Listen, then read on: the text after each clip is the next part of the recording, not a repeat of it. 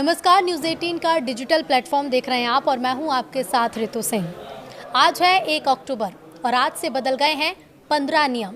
और अगर आपने इन नियमों पर ध्यान नहीं दिया तो आपको एक बड़ा नुकसान हो सकता है। तो आज से नया महीना यानी कि 1 अक्टूबर 2025 शुरू हो चुका है और इसके साथ ही कई बड़े बदलाव भी आज से ही लागू हो गए हैं। ये बदलाव सीधे तौर पर आपकी जेब, आपकी बचत और आपके रोज़मर्रा की ज़िंदगी से जुड़े हुए हैं। तो अगर आपने इन्हें नज़रअंदाज किया तो आपको दिक्कत हो सकती है। पहला बदलाव क्या है वो आपको बताते हैं। गैस सिलेंडर के दाम बदले हैं। हर महीने एलपीजी सिलेंडर की कीमतें रिवाइज होती हैं। घरेलू गैस की कीमतें लंबे समय से स्थिर हैं, लेकिन कमर्शियल सिलेंडर के दाम में बदलाव किया गया है। बुधवार यानी 1 अक्टूबर 2025 को सिलेंडर महंगा हो गया है। ऑयल मार्केटिंग कंपनियों ने 19 किलोग्राम वाले सिलेंडर का दाम 15 रुपए तक बढ़ा दिया है। दूसरा बड़ा बदलाव रेल टिकट बुकिंग के नियम को लेकर है। अब ऑनलाइन रिजर्वेशन खुलते ही पहले 15 मिनट में सिर्फ वही लोग टिकट बुक कर पाएंगे जिनका आधार वेरिफिकेशन पूरा है। पहले ये नियम सिर्फ तत्काल टिकट पर ही लागू होता था और अब जनरल रिजर्वेशन पर भी ये लागू होगा। तीसरा बड़ा बदलाव है यूपीआई कलेक्ट रिक्वेस्ट बंद कर दी गई है। अब आप यूपीआई ऐप पर किसी से डायरेक्ट पैसे मांग नहीं पाएंगे। एनपीसीआई ने धोखाधड़ी को रोकने के लिए ये फीचर बंद कर दिया है। चौथा बड़ा बदलाव क्या है वो भी आपको बता देते हैं। चौथा बड़ा बदलाव यूपीआई को लेकर ही है। यूपीआई से बड़ी रकम ट्रांसफ़र को लेकर ये बदलाव है, यानी कि आज से आप एक बार में यूपीआई से 5 लाख रुपए तक भेज सकते हैं। पहले लिमिट सिर्फ 1 लाख रुपए थी। इससे बिजनेस और बड़ी खरीदारी करने वालों को फ़ायदा होगा, यानी कि जो लिमिट पहले 1 लाख थी उसे बढ़ा दिया गया है और यूपीआई से अब आप 5 लाख रुपए तक भेज सकते हैं। बिजनेस करने वाले लोगों को खास तौर पर इसका फ़ायदा होगा और किसी तरह की अगर आप बड़ी खरीदारी करते हैं तो आपको बड़ा फ़ायदा पहुंचेगा। एक और बड़ा बदलाव यूपीआई को लेकर है। यूपीआई ऑटो पे सर्विस को लेकर ये बदलाव किया गया है आज से। अब मोबाइल रिचार्ज, बिजली पानी के बिल या फिर सब्सक्रिप्शन के लिए यूपीआई पर ऑटो पे की सर्विस मिलेगी। हर बार पैसे कटने पर नोटिफिकेशन भी आएगा, यानी कि अगर आप कोई भी सब्सक्रिप्शन लेते हैं या फिर बिजली पानी के बिल, मोबाइल रिचार्ज यूपीआई से करते हैं तो अब ऑटो पे सर्विस का आप लाभ उठा सकते हैं। 1 अक्टूबर से ये बदलाव कर दिया गया है। छठवां बड़ा बदलाव ये है कि एनपीएस में न्यूनतम योगदान बढ़ा है। नेशनल पेंशन सिस्टम में अब हर महीने कम से कम 1000 रुपये जमा करने होंगे। पहले अमाउंट 500 रुपये था, लेकिन अब इस अमाउंट को बढ़ा दिया गया और अब कम से कम 1000 रुपये नेशनल पेंशन सिस्टम में हर महीने जमा करने होंगे।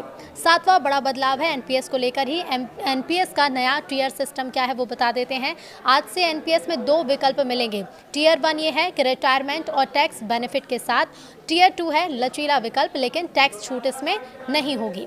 आठवां बड़ा बदलाव जो आज से किया गया है वो बदलाव पेंशन स्कीम को लेकर है। पेंशन स्कीम की फीस को लेकर ये बदलाव 1 अक्टूबर से किया गया है।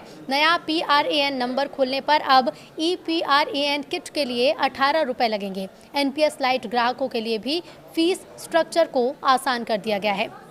एक और बड़ा बदलाव जो आज से लागू होने जा रहा है, एनपीएस में 100% इक्विटी का विकल्प होगा।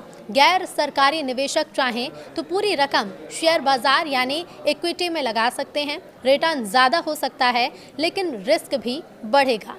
10वां बड़ा बदलाव जो 1 अक्टूबर से लागू हो रहा है वो ये है मल्टीपल स्कीम फ्रेमवर्क का।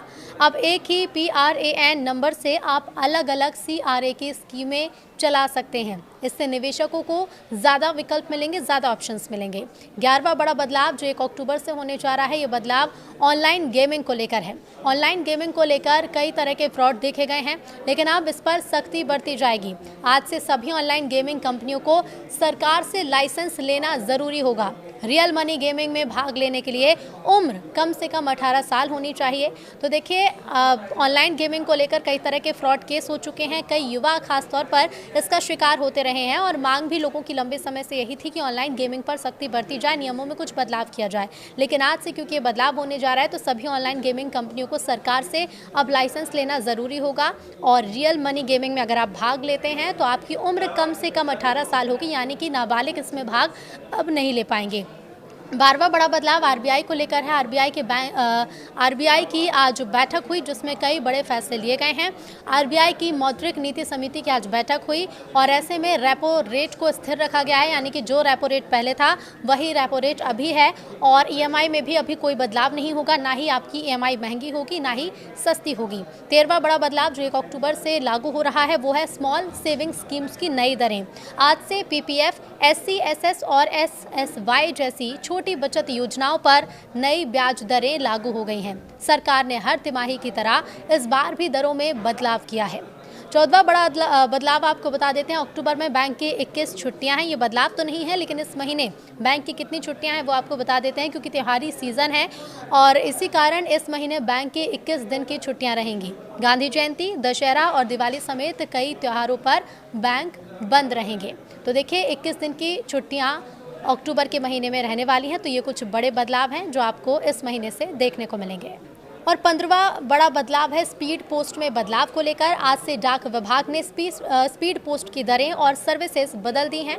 अब ओटीपी आधारित delivery, online booking, real time tracking और एसएमएस नोटिफिकेशन जैसी सर्विस मिलेंगी। छात्रों को 10% और नए थोक ग्राहकों को 5% की छूट भी दी जाएगी।